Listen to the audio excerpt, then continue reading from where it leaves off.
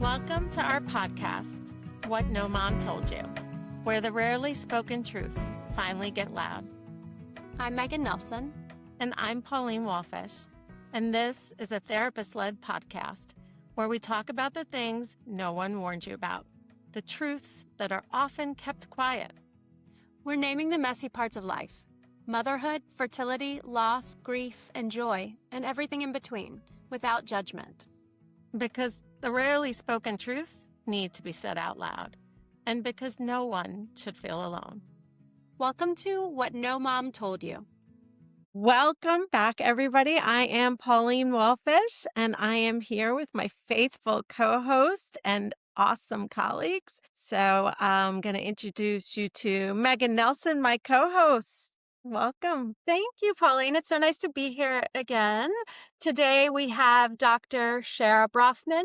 She is a licensed psychologist in private practice in Westchester County, New York, and sees clients virtually in New York State. She specializes in reproductive mental health, and in addition to her clinical work, she teaches educational workshops and provides advisory and consultation services. Dr. Brofman has taught continuing education workshops on family building via third-party reproduction for Helping Hands Psychotherapy, and is planning another course with us for January 2027. Taught a master's level perinatal mental health course as an adjunct professor, and also served as faculty and an advisory board member for the annual Jones Foundation Infertility Counseling Conference in Philadelphia.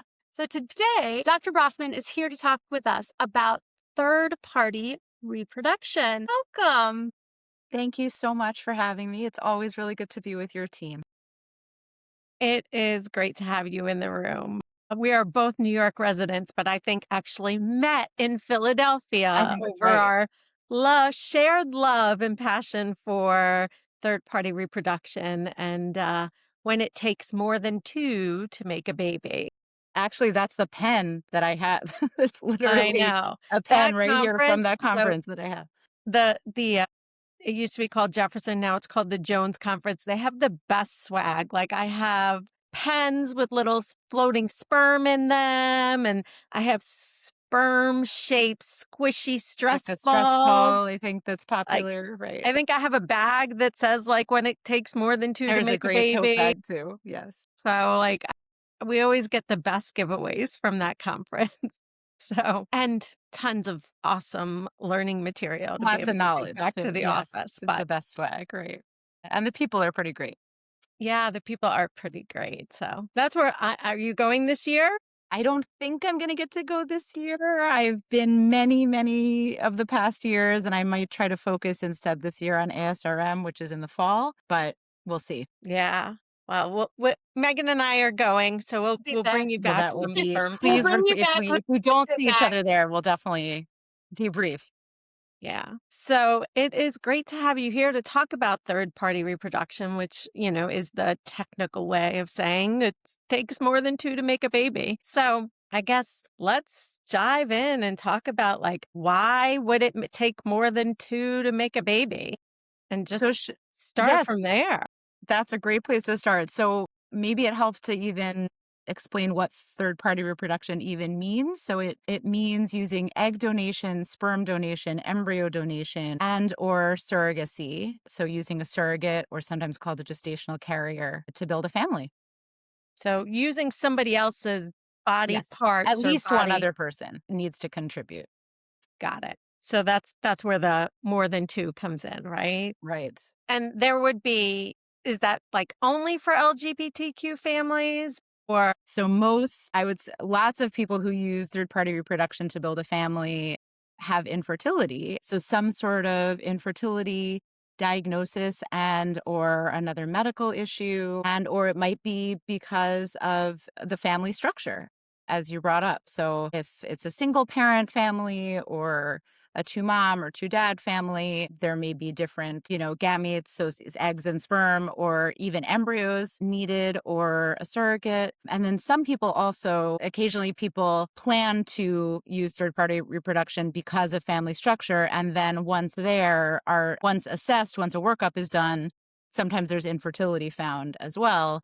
and then there might be more involvement than they had thought of to begin with. Or so some people might have sort of an expectation that they might assume they're going to have to use these technologies. They might have knowledge in advance, and some Right. people don't. A lot of people come to this, I think, not having expected to be there.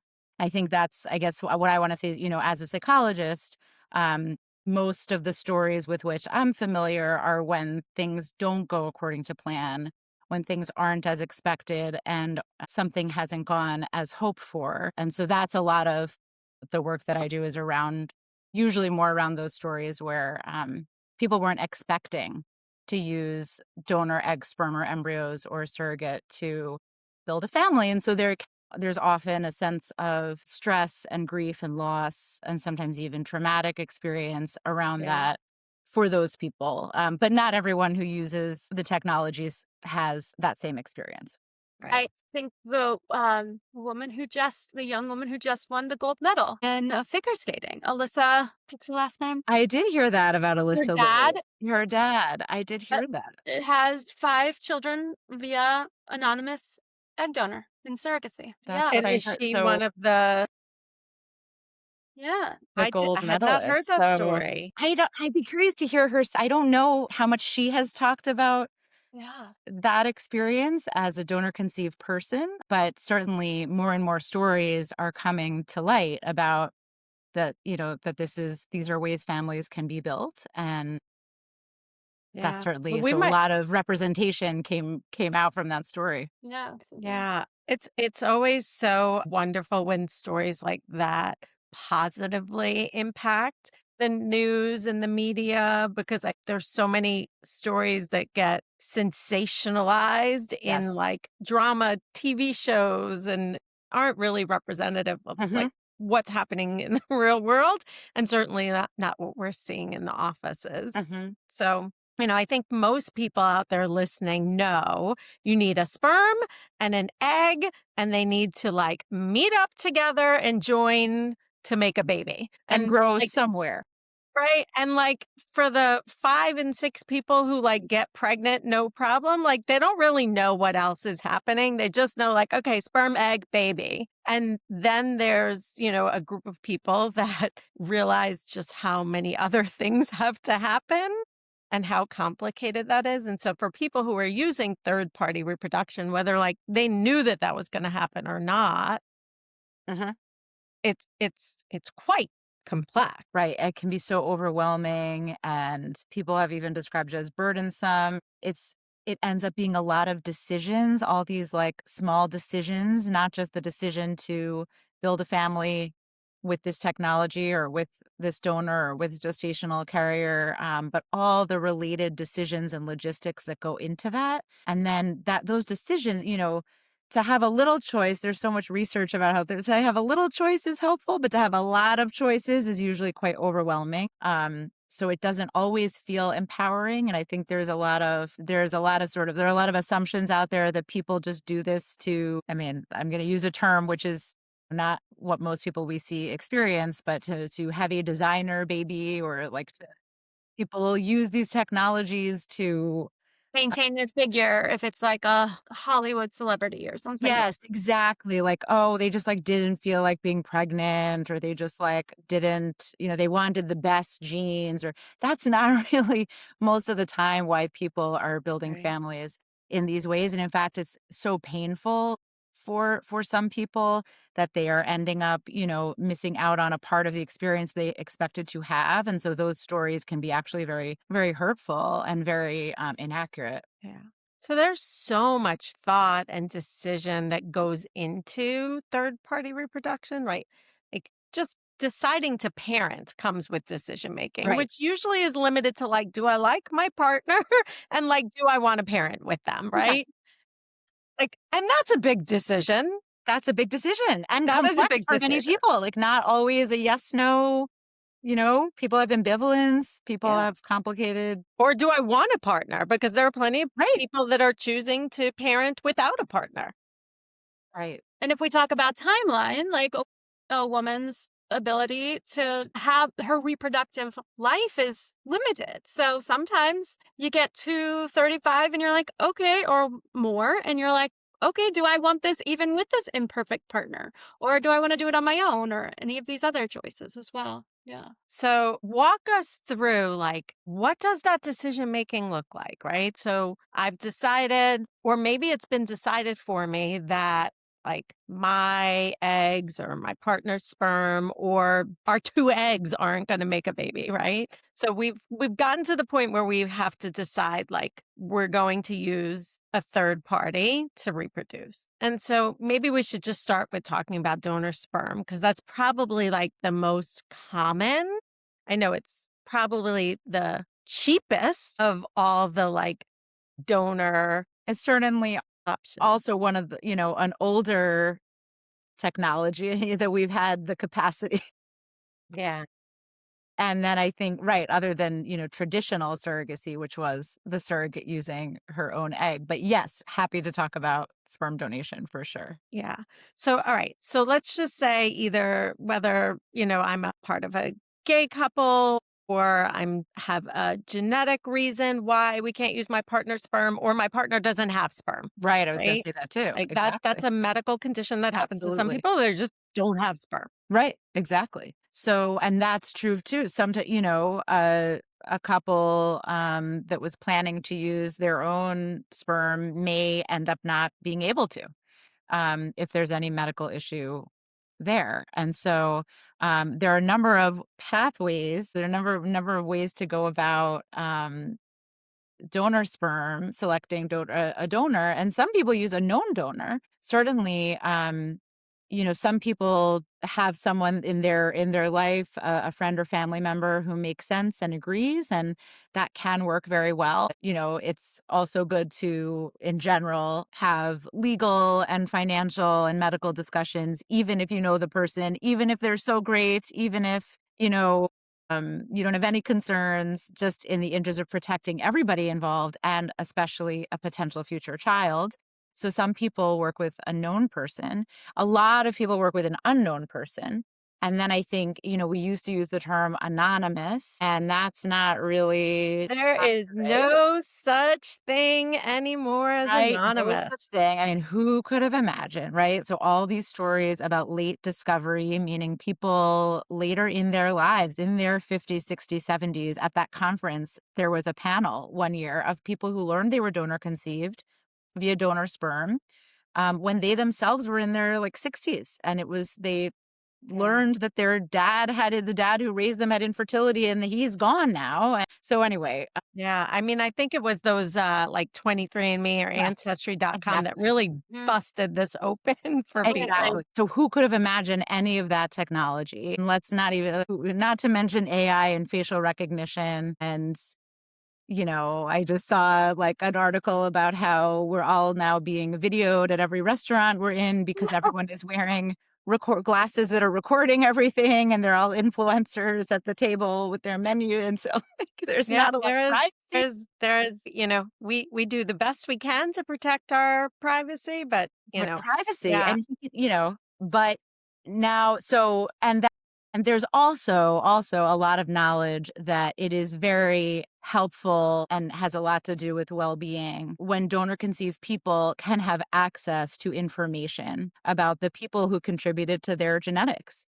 yeah, So there's a lot of work now around open ID. Donors have some choice about how open they want to be, at what point they want to be contacted. However, the term is de-identified at this point. So mm, not you can say unknown or de-identified. You don't really say anonymous anymore. Um, Although there are certainly some banks where donors are anonymous, and how that ends up in practice, I guess it isn't guaranteed. But there's also Pauline. Before we pressed record, Pauline was talking about how like there are lots of DIY ways mhm. to find known. I guess what you would end up then calling a known donor, a I website. mean, some known and some not known, right? But, like, let's I know as a professional when I heard like, I think one of the conferences was the DIY sperm donor, and I was like, "Oh, I'm so interested in this topic." And I'm somebody who, like, lives and breathes this stuff, right? But, like, what are we talking about? like in a DIY donor. Right. So we're definitely not talking about the standard sort of official sperm bank where the sperm donor has been medically cleared and psychologically evaluated and filled out all these forms and committed to this. So that's kind of a more structured way to do it is through a sperm bank. But the DIY would be right if people connect online on online platforms around people who are willing to help each other out. And there's also more and more co-parenting happening around the world. And so usually a donor isn't agreeing to be a parent, but there are all sorts of possibilities now. I do think it's very important at the outset that people sort of understand what roles they want. Some donors want more or less contact. And usually we're not talking about, I just also read an article about how a lot of people are now also doing that. I mean, it was a storyline in Grey's Anatomy, right? There was a To see if I remember. and the actor who just passed away played Eric Dane. played the father. Oh, I think I remember. I have to rewatch that. I watched a lot of those episodes. Out of Grey's Anatomy. I have a question about, I guess specifically like a sperm bank. Is there a limit to how much someone could donate? Because if you think about some of the ethical challenges with that, if people don't know who their donor is.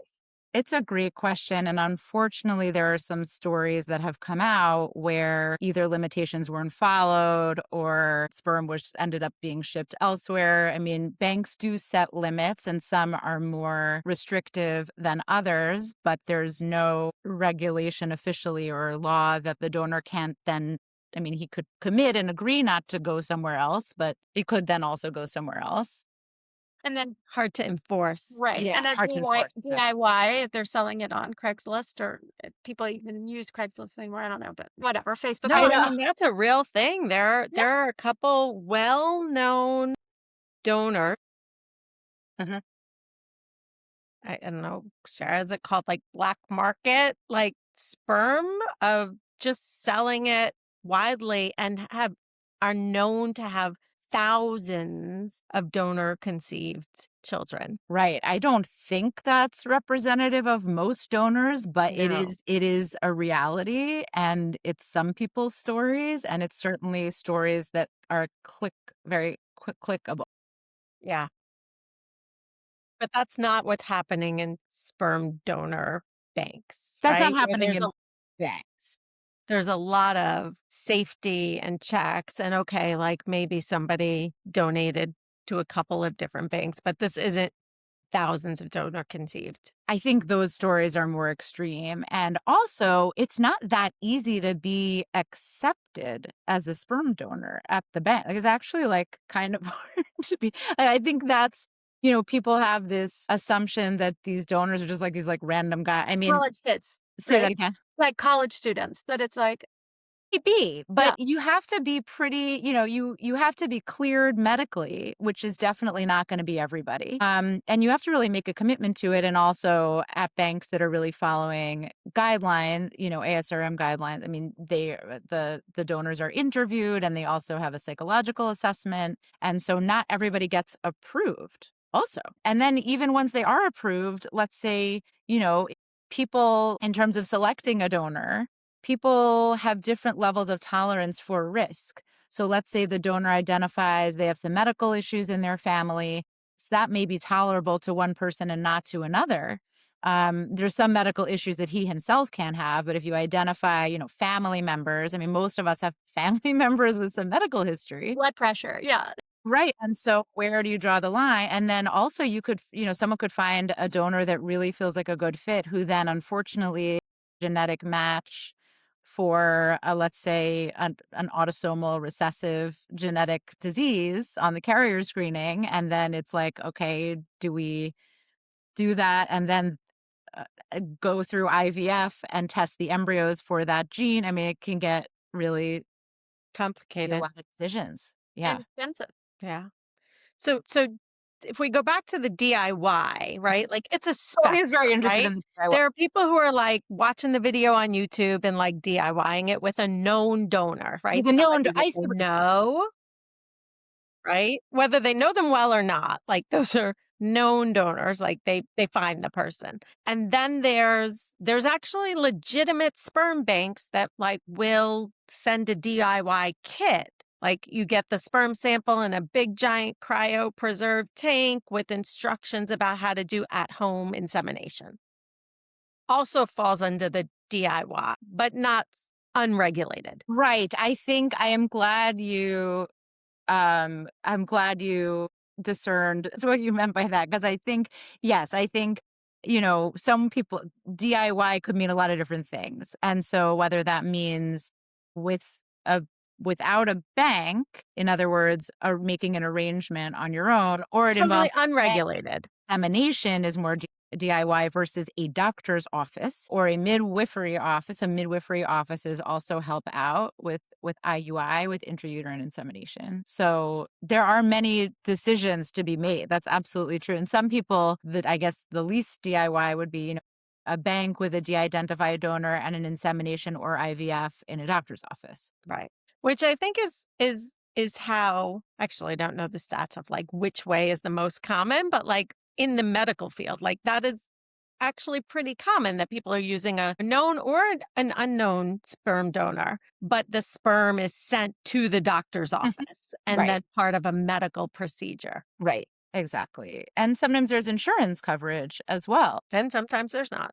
And a lot of times there's not. But for those services, that could also be irrelevant. So sperm donation is one thing, but an egg donation is a totally different thing. A different procedure, different cost, different. Yes, very true. Right. Different volume. Yeah. Different volume. And the egg donor herself goes through the first part of IVF. So goes through a retrieval to have eggs removed and frozen. And that's obviously a very different donation process and different compensation and different medical involvement than a sperm donor. Do people that, let's say someone is going through IVF and they have eggs left over, do people typically donate those eggs or sometimes do? And then that's where someone could pick as a donor egg, or is that not as common? That is a great question. There are some clinics, different clinics have different, so that would not necessarily be like organized around a bank, but maybe the clinic would arrange that. I have heard more often that clinics have donor embryo programs. And so if people have leftover embryos, might they then decide to donate those supernumerous is the word, like the extra? That's a whole other, anyone going through IVF has that decision too. If there are embryos remaining and family building feels complete or is at a point where there's not going to be another attempt for pregnancy, then what do you do with those embryos? And so might you donate those embryos or discard them, or people might decide to donate them to scientific research, but there are lots of decisions there too. And when you're talking about either donating or using a donated embryo, now you're talking about like two other donors into the picture, right? Because you Right. have technically a donor sperm and a donor egg that made a donor embryo. Right. And Right. it gets s- fascinatingly complicated in And lots decision of people making. involved and lots of people's genetics involved. And genetics do matter. And again, there's so much understanding now that donor conceived people really do have the right to know their their medical history, inheritance, and to have understanding about the genes that contributed to their existing. But do you think like that it's more common now to explain that to children when they're really young? Yes, that's a really important question. So the conversation about disclosure is so important. And we know now that telling what we say is tell early and tell often, and just really normalizing the conversation and the story. And also it's so important for parents to make space for the different feelings that might come up. So parents might have different feelings that come up about building a family through egg, sperm, embryo donation or surrogacy, and the donor conceived child or the child born via surrogate may have questions and feelings, and some of them can be wonderful and quote unquote positive feeling, and some of them may feel more challenging and may be, distressed or confused, or curiosity is very normal and very important. And so I think a really important but sometimes difficult job of the parent is to be able to just make space for all of those feelings and all those conversations, which will also be a lifelong conversation and change over the course of time. So I think a lot of parents get very anxious about, like, okay, I have to disclose and we're going to have sort of like this family meeting and have a discussion, but usually it can be more of an ongoing Yeah. natural discussion with different questions, and the child will probably have different questions over time. And that experience is very different from a person learning later in life, especially when it's really an unexpected piece of information, or they learn not from the person who raised them.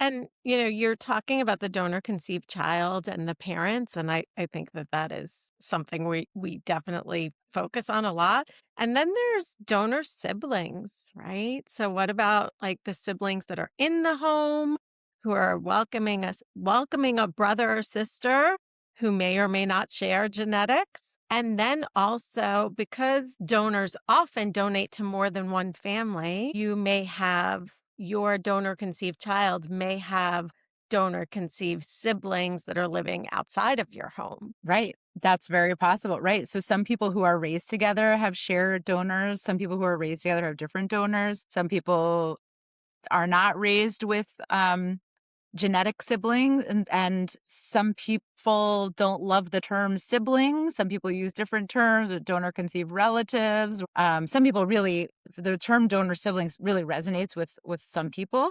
So I always want to try to have, make space for whatever language people want to use. But yeah, there's so many more, there end up being more people in the picture. And that has to be like thought about and acknowledged. And that can be a wonderful thing, actually. But it's not a guaranteed, idealized thing. And that's, I think, another assumption. Just because we have these technologies, which are quite remarkable, doesn't mean that it's all an idealized scenario. Just like any family building scenario is not perfect in every way, and people Yeah. aren't perfect in every way, and neither are our genes. There is a donor sibling register, like There it's is. called the donor sibling registry. Yes. Yes, exactly. And some people have found that to be a really meaningful way to find information and to find people, and some people are less interested Yeah. or even have concerns Yeah. about I those have things. friends who like have made really close friends with the other donor families. Wow. And so that their kids know their donor siblings. And then some people were like, I don't want to know. I don't want to And know. some parents have different feelings than their kids have, Yeah. And it vice versa. changes, right? As the kids get older, it changes. It can, right? It can. So really rich and complicated work that we get to do, and we're helping families sort through all of these decisions and a lot of decisions. Do you find like people really get decision fatigue? Sometimes I think it can be overwhelming when you think of it in terms of like right and wrong or good and bad. I'm going to make a good or a bad decision, or the right or the wrong decision. That's certainly not the only way to think about it. So can we zoom out and think about how there are kind of trade-offs to every decision? And I always say you don't get to do the thing that you didn't do. You don't get to see And how it's it would not have gone. guaranteed. There are no guarantees. There are no guarantees, and you don't get to do the thing you didn't do. And then we assume, we have these cognitive biases where we assume that because we didn't do the thing, it would have been better. We don't usually assume, well, actually, we don't have a way to time travel, or as far as I know, but maybe we'll do another episode 5 years or something. Yeah. I mean, I definitely hear that a lot when people are going through IVF and it comes the time where they have the question of, do you want to pick a gender Do you want to know the sex of the embryo, and then do you want to to choose? have Yeah. be part of the decision? And that feels Yeah. overwhelming for them a lot of Yeah. times. Yeah. It can. Yeah, I think it can be empowering, I guess, to some people. Not that those are the only, it's not like I shouldn't keep focusing on empowering versus overwhelming, because those are not the only two ways to experience this. But it's sometimes having choices is hard, actually. Yeah. And it puts I've worked with many families where it just puts so much pressure, right? Like, Yes, okay, I yes, have and nothing's 5 male guaranteed to work. embryos and I have 1 female. Am I gonna transfer the female one first? And, what happens if it doesn't take on the first time? Should I save it for the second? Or like, it's just so Exactly, and complicated trying to, like, where predict, trying to have control, right? The illusion that we can have control and predict things. Just because people use donor gametes or surrogacy does not mean a guaranteed live birth as right. well, as we all Donor know. gametes means either it's like any kind of product. It could Eggs be or sperm or sperm, egg. right? So, yeah, and there's certainly no guarantee, and I think that's another misconception when we use misconception is, like, a term to use with family building, but, that you can just, like, do IVF, or just, like, go do IVF or just use a donor. It's like, and that's it, and, like, that's So a done easy. thing. Yeah, just like, so just do that. Well, I know that this celebrity did that, and so it's really quite involved. So Yeah. It is anything but easy. yeah, exactly. So when other people feel like it should be or like it's such a cool opportunity, that's not everyone's experience. So that brings us to where we started, right? Which is the what no mom told you. So if there are people out there who are either using donor gametes or considering third-party reproduction or think that that might be something in their future, what would be the thing that you would want them to know that maybe they hadn't heard or I think, can I sort of say two things? I think one thing certainly is that just because family building was difficult or didn't go as expected or involved, using reproductive technologies doesn't mean then that those parents, once those kids come to exist, then don't also have a hard time. So I'm not saying this with a negative lens, but actually I want to sort of frame it in the opposite way, that like you're allowed to express having hard parenting is this is a parenting podcast, right? Parenting is very hard and involves a lot of difficulty, and Yeah. you're allowed to acknowledge that.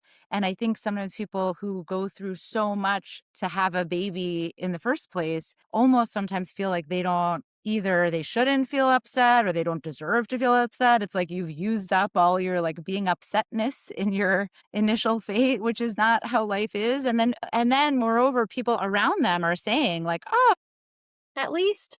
at least, right? The platitudes, like no one should ever say at least. And we know that, but that, Yes, if you're listening out there, do not say at least at least, anything. at least Sure. you have a baby. You didn't even know if you were going to be able to have a baby. And now you have this baby. And it's like, oh, but I'm grieving the loss of a genetic connection. But at least you have a baby, right? So that there can be experiences of loss and stress and also joy and wonder and all the things, right? But that it's a whole picture. So I guess I would say parenting is still hard, and take care of yourself, even especially I would say if it was hard to build your family, Yeah. Complicated. and for people around them to be able to validate that. Like what doesn't help is to say at least and to invalidate the hard time because they previously had a hard time. Like that doesn't Yeah. make sense. So, Yeah. So if this is your journey or the one of somebody that you know or love or care for, like it's hard and it's not just this part. It can continue to be complicated and your feelings are valid. and you can get support, right? Like from Helping Hands and from lots of community and online resources. There is more support than I have seen ever before, Yeah. certainly in my career. And so that is also a take home, I think, is there is so much support out there for people building families in these ways, and their communities, and there are ways to get support however it feels good to you, however private or public that feels. Yeah. There's a lot of support out there. And we can drop some of those supportive resources in our Sure, comments on the conference too, definitely. like Parents via Egg Donation. You mentioned ASRM, the American Society for Reproductive Medicine, Resolve. Like there's a lot of A organizations lot out of there that organization. provide a starting point to find support. And there are providers in every area. When I first started going to the conference, there was like 50 people there, and now it's like thousands of people. So It has really expanded, which is It's exciting there's a and lot of also overwhelming. I think there sometimes like there's that theme again. I think sometimes the number of resources and apps and like communities are yeah, overwhelming. So it's also, we are resources that can help to wade through all of those and yeah. help direct So you to the right spot. there, you said it, and we hope that people out there heard it. Thank you so much for being here with us today. Think, I mean, I know that this is something I could talk about for weeks, but third party reproduction is something that's important to talk about, and people need to know it's an option, it's out there, and if they want more information, there's places to get it. And it's a growing, changing field, right? And Yes, continue these important to say. conversations. We know a lot more now too. So Thank you so much. thank you for having me. Thank you for being here, and we'll see you again soon. Thanks so much. Thanks for spending this time with us. If you found yourself nodding along or saying, same, that's kind of the point. We hope you leave today feeling a little less alone. This is what no mom told you. And yeah, there's more where that came from.